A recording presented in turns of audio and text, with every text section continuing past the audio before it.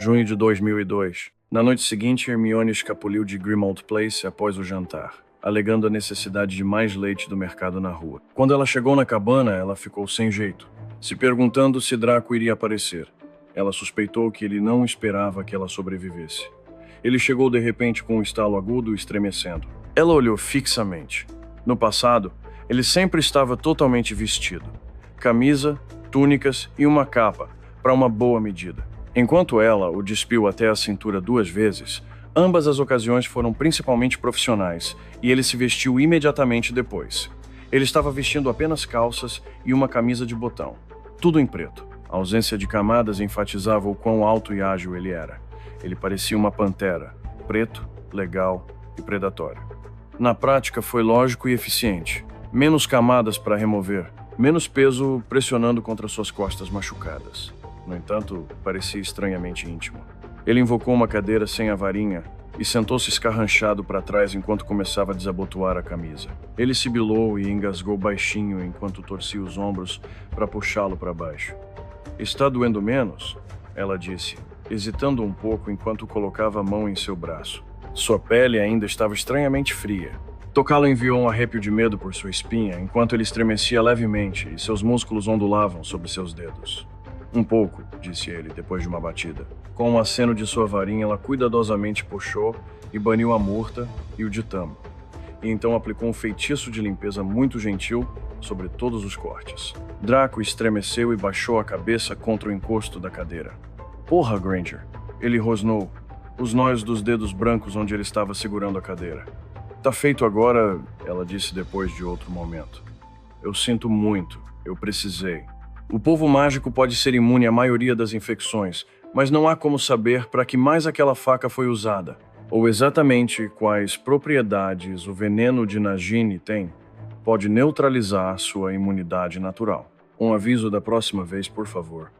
Ele disse, sua voz tremendo levemente. "Desculpa. A maioria das pessoas prefere não saber. Se preparar para isso pode piorar. Eu prefiro saber." Ela olhou para as runas. Uma sensação fria de afundamento apoderou-se dela. Os tentáculos de magia negra já estavam começando a rastejar para fora das runas novamente. Ela tinha chegado tarde demais. As runas continuariam a envenená-lo. Ela colocou uma mão hesitante no braço de Draco. "Isso, vai doer de novo. Você quer que eu te atordoe?" Ele olhou para ela e estudou seu rosto. Algo em seus olhos brilhou por um momento, e sua expressão endureceu. "Existe realmente algum ponto?" Ele disse. Hermione se encolheu e baixou os olhos. "Deixe-me tentar", ela disse calmamente. Draco a encarou por mais um minuto antes de bufar levemente e balançar a cabeça em descrença enquanto olhava para longe. "Moltar. Mais uma tentativa." Ele disse com uma voz resignada antes de descansar a cabeça no encosto da cadeira. Hermione o surpreendeu novamente. Levou apenas alguns minutos para remover todos os vestígios de magia negra. Então ela lançou vários feitiços diagnósticos, tentando quebrar as camadas do ritual e encontrar algo que ela pudesse desconstruir e anular. O ritual foi estabelecido. Ela era tarde demais. Ela traçou seus dedos sobre suas costas enquanto se perguntava o que fazer. Ele tinha que saber. Ela estava quase certa de que ele sabia que as runas iriam matá-lo eventualmente. Uma sentença de morte gradual por sua ajuda à Ordem. O que quer que ele quisesse ajudando-os, não poderia ser uma ambição de longo prazo. Com o preço que ele pagou, ela duvidava que ele planejasse usurpar Voldemort. Se o fizesse, seria um reinado curto. A Ordem precisava dele. A Primeira Guerra Bruxa durou 11 anos. Quando ela contou a Moody o que foi feito a Draco e disse que ela havia se oferecido para curá-lo, ele disse a ela para fazer o que pudesse. Se Hermione não conseguisse encontrar uma maneira de impedir a erosão, eles teriam muita sorte se Draco durasse tanto. Se o fizesse, ele dificilmente seria confiável naquele ponto. Hermione estendeu a mão e correu a ponta do dedo ao longo da corrente em volta do pescoço por vários minutos antes de puxar o amuleto de debaixo de sua camisa. Ela olhou para o disco solar. Então, ela soltou a corrente e deslizou o amuleto para fora. Ela pressionou a ponta de sua varinha contra ele e reverteu a série de feitiços e feitiços de proteção que carregava antes de colocá-lo no chão. Ela pisou fortemente no amuleto e o sentiu quebrar sob seu calcanhar. Quando ela tirou o pé, uma pequena pedra branca estava entre o vidro vermelho amassado e o metal retorcido. Ela não tocou. Com o movimento de sua varinha, ela levitou a pedra de forma que ela pairou no ar. Ela podia sentir a magia emanando dele. Isso fez o ar zumbir. Ela estendeu a mão e puxou Draco de volta em seus braços, tentando não colocar nenhuma pressão nas runas. Então ela flutuou a pedra e abaixou para o lado esquerdo do peito dele, contra sua pele nua. Começou a brilhar, cada vez mais brilhante, até que ela teve que apertar os olhos. Então ela observou enquanto a luz lentamente penetrava em sua pele e desaparecia. Hermione ficou olhando, imaginando se algo mais aconteceria. Se haveria quaisquer efeitos imediatamente perceptíveis. Não havia abundância de informações sobre como processar funcionava. Ela realizou um diagnóstico e o inspecionou. Draco estava sem sono e vivendo com uma alta dose de analgésico de alta qualidade. Ele tinha danos musculares do Cruciatus, e as runas ainda eram uma concentração ininteligível e mutilada de feridas, veneno e maldição ritual. O feitiço de diagnóstico não indicava mais nada. O que era normal, ela pensou, era assim que deveria funcionar. Depois de um minuto, quando nada mais ocorreu, ela cuidadosamente inclinou Draco para frente na cadeira novamente. Ela reaplicou a pomada que tinha feito, pressionando-a tão levemente quanto podia antes de substituir o feitiço de contenção e todos os feitiços de proteção. Então ela colocou os restos do amuleto em seu bolso e renervou Draco. Ele ergueu a cabeça bruscamente e se levantou. Hermione puxou delicadamente a camisa dele sobre os ombros. Ele olhou para ela enquanto ela abotoava sua camisa e então endireitava o tecido antes de olhar para ele. Ele tinha uma expressão cansada no rosto enquanto a olhava fixamente. Ela impulsivamente estendeu a mão e tocou-o na bochecha. Ela sentiu sua mandíbula se contrair levemente sob sua mão enquanto ela estudava sua expressão. Ela achou que a pele dele estava um pouco menos fria. Seus olhos brilharam e o canto de sua boca se contraiu. Mas ele não puxou a mão dela. "Eu tenho que ir", disse ela. "Vejo você amanhã à noite." Draco não disse nada quando ela saiu da cabana e aparatou. Na noite seguinte, não havia veneno ou magia negra sangrando das runas. Hermione não disse nada enquanto silenciosamente removeu a pomada, limpou as incisões, recolocou a pomada e então cuidadosamente reformulou todos os feitiços. Draco ficava mais silencioso a cada noite. Ele ficou tenso e ofegou ligeiramente de dor enquanto Hermione limpava as feridas. Mas ele raramente dizia qualquer coisa, a menos que Hermione lhe fizesse uma pergunta. "Será suspeito que alguém está curando você?" Ela perguntou abruptamente depois de vários dias. Draco congelou por um momento e então riu levemente. "Isso acabou de ocorrer a você agora?" Hermione corou. "Geralmente não é uma preocupação." Ele balançou sua cabeça. "Não há ordens que me impeçam de tratá-los. Se você de alguma forma conseguir, dificilmente será a primeira vez que terei sucesso em algo contra probabilidades improváveis." Seu lábio se curvou levemente. "Então, por favor, continue cutucando-os com sua varinha." Hermione continuou sem outra palavra. Ela descobriu, para sua leve ofensa, como raramente alguém prestava atenção em suas idas e vindas. Ela nem mesmo precisava dar desculpas para deixar Grimmauld Place todas as noites. Harry, Ron e Ginny foram investigar uma pista sobre Horcruxes. Hermione percebeu que vários artefatos dos fundadores de Hogwarts haviam desaparecido durante a vida de Voldemort. E então a Ordem designou Harry para tentar caçá-los. Hermione suspeitava que Kingsley e Moody tinham muito pouca esperança de que Harry encontrasse alguma coisa. Ela pensou que provavelmente era apenas uma maneira de evitar que Harry insistisse em lutar em cada batalha. Com a inteligência fornecida por Draco, Moody e Kingsley começaram a aprovar ataques mais arriscados e ambiciosos. As decisões foram em parte por causa das oportunidades que Draco proporcionou à Ordem, mas principalmente porque a situação era terrível o suficiente para que a Ordem tivesse que começar a correr riscos com grandes probabilidades ou admitir que não poderia ganhar a guerra. Apesar do sucesso do ataque da Ordem, isso também os prejudicou severamente. Eles tinham centenas de novos lutadores para alimentar e abrigar, e ao mesmo tempo, seus recursos na Europa estavam se esgotando à medida que o domínio de Voldemort ficava mais forte. A resistência francesa havia praticamente desaparecido. Eles receberam a notícia de que Hagrid e Olympe Maxime foram capturados e executados logo após o ataque à prisão. Toda a Europa Oriental estava firmemente sob o controle dos Comensais da Morte, enquanto os países do norte da Europa estavam tão ocupados em manter as forças invasoras de Voldemort sob controle que tinham pouco apoio que podiam oferecer. A Ordem estava ficando sem dinheiro, ficando sem recursos, tentando alimentar um exército com cofres pessoais e doações secretas. Era difícil para os lutadores da resistência manter empregos no mundo trouxa. Hermione quase esgotou sua própria conta bancária, pagando pessoalmente pelo suprimento de poções, já que a Ordem foi forçada a cortar repetidamente seu orçamento, mesmo enquanto a necessidade de poções de cura aumentava drasticamente. Eles não estavam morrendo de fome ainda, mas Hermione estava começando a suspeitar de como Kingsley estava conseguindo tal coisa.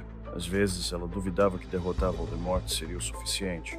Se ele morresse, com o controle que os Comensais da Morte tinham atualmente, havia uma boa chance de alguém simplesmente intervir para substituí-lo. Sua mente sempre ia imediatamente para Malfoy quando esse pensamento ocorria. Ela ainda não tinha visto uma demonstração de suas habilidades, mas com base em tudo que a Ordem sabia sobre ele era considerado um dos prováveis candidatos a assumir no caso da morte de Voldemort. Moody e Kingsley estavam quase certos de que esse era o verdadeiro motivo de Draco em espionar para a Ordem. De acordo com Severus, a Marca Negra tinha vários elementos. Isso permitiu que Voldemort convocasse seus seguidores até ele, onde quer que estivessem. Também o permitiu localizar seus seguidores. Eles não podiam correr. E, finalmente, a Marca Negra impediu que os portadores atacassem seu mestre. Mesmo que Malfoy pensasse que tinha a habilidade de matar Voldemort, ele não poderia usar magia contra ele, não letalmente. Draco precisaria que outra pessoa desse o golpe mortal. Hermione às vezes pensava que se tornar o próximo Lorde das Trevas era de fato o motivo de Draco. Mas, depois das runas, ela questionou essa conclusão. Havia algo mais raivoso e amargo nele do que ambição. A letalidade e a fria raiva pareciam mais desespero do que orgulho. Quando ela disse a Moody que Draco não havia exigido um voto inquebrável dela, o brilho nos olhos de Moody a fez suspeitar que ele pretendia usá-la para matar Draco em algum momento. Ela tentou não pensar nisso. Ela não conseguia pensar em matá-lo. Ela não podia ficar atrás dele noite após noite, tentando curar as runas gravadas nele e pensar em matá-lo quando ele parasse de ser útil. Essa frieza excedeu até mesmo sua capacidade de estratégia. Seus dedos tremeram ligeiramente enquanto ela recolocava os feitiços de proteção sobre os cortes. Ela tentou usar bandagens, mas o veneno reagiu. "Tudo bem, você está feito", ela disse calmamente enquanto puxava sua camisa sobre os ombros levemente. Quando ela saiu, ela não aparatou imediatamente de volta ao Largo Grimmauld. Em vez disso, ela desceu a rua e entrou no Whitecroft. O ferimento de Draco estava corroendo seu distanciamento. Isso estava fazendo com que ela saísse da missão. Comensal da Morte, assassino, espião, alvo, ferramenta. Ela repetiu a lista para si mesma várias vezes, mas sua convicção e determinação pareciam vazias. Ela encontrou um riacho e observou o movimento da água brilhar ao luar enquanto ela tentava se soltar. Ela enfiou as mãos nos bolsos e em seguida sibilou e puxou a mão direita. Ela encontrou seu dedo indicador sangrando levemente. Um pedaço de seu amuleto havia rompido a pele. Ela havia se esquecido disso. Ela puxou o resto dos cacos do bolso e os jogou no riacho antes de curar o arranhão. Ele matou Dumbledore, ela se lembrou. Ele provavelmente estava apenas tentando se tornar o próximo Lorde das Trevas. Comensal da Morte, assassino, espião, alvo, ferramenta. Mas então ela pensaria em sua acusação, que ela sabia o que aconteceria com ele, que ela estava apenas fingindo se importar que ele estava ferido, que ela provavelmente esperava que ele morresse quando não fosse mais útil. A amargura e resignação em seu tom a assombrava. Talvez ele esperasse que ela o traísse algum dia. O pensamento fez algo dentro de Hermione se despedaçar um pouco, como se estivesse mutilando seus órgãos internos. Por que ele não a fez fazer um voto? O que ele queria? O mistério ao redor dele arrastou sua mente em direção a ele, obcecado por cada detalhe, tentando compreender o que motivou todas as inconsistências de seu comportamento. O empurrão e puxão que ele exerceu sobre o relacionamento deles pareciam uma maré. Sua arrogância e solidão. Ele não gostava dela, apesar de qualquer fascínio que o levou a exigi-la. Ele frequentemente parecia desejar não ter nada a ver com ela, mas ele estava tão isolado. Ele não teve coragem de afastá-la totalmente quando ela lhe deu oportunidades de ceder. Foi como Severus disse. Ela tinha sido um erro de cálculo da parte dele. Mesmo que ele parecesse suspeitar de sua manipulação, seu sorteio era inevitável e aparentemente irresistível. Draco não foi o único caindo em uma armadilha óbvia. Ela sabia que ele a estava usando o pedido. Ela sabia que ele era manipulador, cruel, perigoso e responsável pela morte de inúmeras pessoas. Mas à medida que ela tentava desvendá-lo, ele se tornava cada vez mais trágico e terrivelmente humano. Ela pressionou as mãos sobre os olhos e respirou fundo enquanto tentava limpar sua simpatia.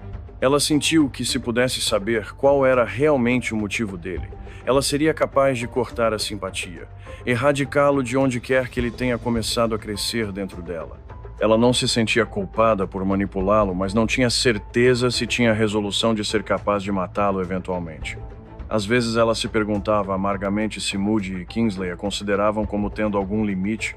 Faça dela uma prostituta e depois uma assassina. Eles simplesmente presumiram que ela iria querer. Às vezes parecia que eles a estavam levando ao inferno e observando enquanto ela passava pelos portões. Ela se perguntou o quão satisfeitos eles estavam por ter uma ferramenta que sofreria de qualquer maneira que eles precisassem. Moody era seu treinador. Ele assegurou. Qualquer traço de hesitação que ele teve quando pediu a ela para se entregar a Malfoy, ele foi além. Ela foi útil. Um excelente peão para a ordem. A chave para a peça que eles realmente queriam. Malfoy. Comparado ao valor de Draco, Hermione era uma perda aceitável. Se Harry e Voldemort eram os reis em cada lado do tabuleiro, então Malfoy era a rainha de Voldemort. Ganhá-lo valeu a pena sacrificar quase todas as outras peças a bordo. Ele era irrestrito e mortal. Crucial. Faz sentido. Estrategicamente ela viu a lógica, ela entendeu a necessidade, mas em um nível pessoal, doeu tão profundamente que ela mal conseguia respirar. Ela se odiava. Ela odiava Moody. Ela odiava Kingsley. Eles tomariam, e ela ficaria com nada além de cinzas quando a guerra terminasse. Mas eles não estavam realmente pegando. Ela estava oferecendo, não era como se eles estivessem exigindo algo dela que ela não estivesse disposta a fazer. Para Harry e Ron, ela se lembrou. Vai valer a pena. Mas algo dentro dela parecia que a guerra estava corrompendo. Ela estava se contorcendo, remodelando-se em uma criatura que parecia com tudo o que ela odiava. A escuridão entra na sua alma, era o que Harry sempre dizia. Não importa o quão irremediável ela pensava que Draco era por matar Dumbledore. Se ela entregasse Draco em algum momento futuro, ela imaginaria que pertenceria a um nível de inferno muito mais baixo do que ele. Mas ela ainda faria isso. Minerva estava certa. Hermione estava totalmente disposta a se condenar se isso significasse vencer a guerra. Ela escorregou pela margem do riacho, juntou várias pedras e começou a montá-las em uma pilha. Sua mãe havia viajado muito antes do casamento e contado a Hermione como na Coreia, as pessoas empilhariam pedras, cada uma representando desejos e orações. As mães construíam grandes torres de orações para seus filhos. Hermione havia construído pilhas em seu quintal quando criança, orando muitas orações por amigos. Orações sinceras que ficaram sem resposta por anos até ela chegar a Hogwarts. Hermione colocou grandes pedras de fundação para Harry e Ron. Deixe-os viver, ela orou. Deixe-os sobreviver a esta guerra. Por favor, não me deixe perdê-los. Então ela colocou uma pedra para Ginny. Fred, George, Charlie, Conta, Molly e Arthur. Percy havia morrido durante a aquisição do ministério. Deixe-os viver, ela murmurou. Ela acrescentou pedras para Remus e Tonks, Neville, Poppy e Severus e Minerva e os órfãos Caithness. Ela temia ser muito egoísta se incluísse todos na ordem e na resistência. A pilha estava um tanto instável. Ela pegou uma última pedra e hesitou. Se a pilha caísse, os desejos não se tornariam realidade. Ela olhou para a pedra final em suas mãos, roçando levemente os dedos nela. Estava frio, mas a mordida desapareceu lentamente enquanto ela continuava hesitando, girando continuamente nas mãos, segurando para fora, depois puxando para trás e segurando por mais tempo. Talvez ela não devesse localizá-lo. Talvez tenha sido egoísta. Ela quase o colocou de volta no riacho. Então, ela mordeu o lábio e o colocou. Se houver alguma maneira, não me responsabilize pela morte de Draco, ela orou. A pilha balançou, mas não caiu. Ela soltou um suspiro agudo de alívio e quase chorou. Ela lavou as mãos no riacho e então olhou para a torre que havia construído. Era um ritual bobo e supersticioso.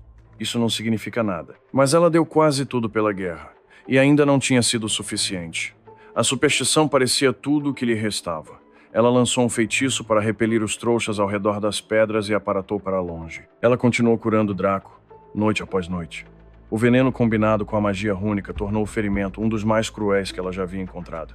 Não importa o que ela fez, permaneceu fresco. Ele deveria estar em um hospital ou em repouso na cama, Não aparatar e espionar e seja lá o que Voldemort mandou fazer. Ela vasculhou antigos livros de cura e ficou acordada até tarde da noite preparando poções que ela esperava que ajudassem a curar ou pelo menos aliviar ainda mais a dor. Mas nada do que ela tentou funcionou. O veneno de Nagini era essencialmente um agente neutralizante contra qualquer tipo de cura, mágica ou não mágica. Ele deveria ter acabado. Quando Arthur foi mordido por Nagini no ministério, o veneno desapareceu após alguns dias de poção para reabastecimento de sangue. Mas a magia interagiu com o veneno e manteve o veneno isolado nas incisões. Hermione não podia simplesmente limpá-lo do sistema de Draco. Embalar os cortes com essência de ditame morta e manter a infecção sob controle era tudo que Hermione podia fazer até que o veneno passasse por conta própria. Draco finalmente falou com ela primeiro depois de várias semanas. Tenha cuidado ao forragear. Ele disse abruptamente enquanto ela puxava sua camisa sobre seus ombros. Ela fez uma pausa. Eu envio feitiços de detecção toda vez que aparato em algum lugar para ter certeza de que não há proteções anti-aparição por perto. E todas as minhas roupas são protegidas. O Lorde das Trevas quer a Ordem destruída dentro de um ano. Ele está cada vez mais confiante em seu domínio no resto da Europa. Ele está concentrando suas tropas e trazendo novos recursos. Hermione sentiu seu frio esfriar. Nas notícias relacionadas, acrescentou ele, acabo de receber uma mantícora. Não tenho a menor ideia do que devo fazer com isso. A maneira casual com que ele anunciou fez parecer que ele havia recebido um espaniel indesejado, e não uma das criaturas sombrias mais mortais e semisencientes do mundo mágico. Você recebeu uma mantícora? Ela repetiu. Ela teve que forçar as palavras para fora. Seu peito parecia que estava sendo contraído. É só meio crescido, disse. McNair me informou que caiu na minha mansão. Ele disse com uma expressão irritada enquanto fechava a camisa. Você tem permissão para matá-lo? Ela disse, observando sua pele pálida desaparecer sob o tecido preto. Bem, duvido que seja isso que se pretendia, mas não veio com instruções. O sangue de Manticore é impermeável à maioria da magia. Você provavelmente poderia criar algumas armas muito úteis com ele. Ele se virou para olhar para ela. Tal como? Hermione hesitou. E então estendeu a mão para terminar de abotoar a camisa e endireitar o colarinho. Eles estavam tão próximos que seus corpos quase se tocavam. Ela podia sentir o cheiro de cedro em suas roupas e cautelosamente pousou a mão no peito dele sobre o coração, sentindo o batimento cardíaco sob seus dedos. Ela mordeu o lábio por um momento antes de olhar para ele. Sua boca estava curvada em uma leve diversão quando ele olhou para ela. Seus olhos escureceram quando ela olhou para ele. Eu li que facas forjadas por goblins ou pontas de flechas infundidas com veneno de manticora podem cortar feitiços de escudo, ela disse lentamente. As roupas encharcadas de sangue seriam impermeáveis a quase toda a magia. Como roupas protegidas, mas a magia nunca acabaria. Os olhos de Draco se estreitaram. E daí? Ele perguntou, observando-a cuidadosamente. Você acha que eu deveria matar meu presente do Lorde das Trevas e então usá-lo para fazer objetos encantados para a Ordem? Não, disse ela, deslizando a mão e olhando para baixo. Mesmo se você quisesse, eu não seria capaz de fornecer nenhuma explicação para obtê-los. E a maioria dos membros não os usaria de qualquer maneira. Afinal, os manticores são criaturas sombrias. Seu tom era amargo com as últimas palavras. Ela respirou fundo. A maioria dos lutadores da resistência seria morta se encontrassem uma mantícora no campo de batalha. Provavelmente há apenas uma centena que saberia como matar um. Então, se você pudesse inventar uma desculpa para descartá-lo antes que seu mestre decida soltá-lo, seria preferível. Ela se aproximou ainda mais e tocou as costas da mão dele nervosamente. Ela imploraria. Faria qualquer coisa para convencê-lo. Ele afastou a mão bruscamente de seu toque, e por um momento ela se preparou para sua irritação. Mas então ele pegou seu queixo e inclinou a cabeça para trás até que seus olhos encontraram os dele.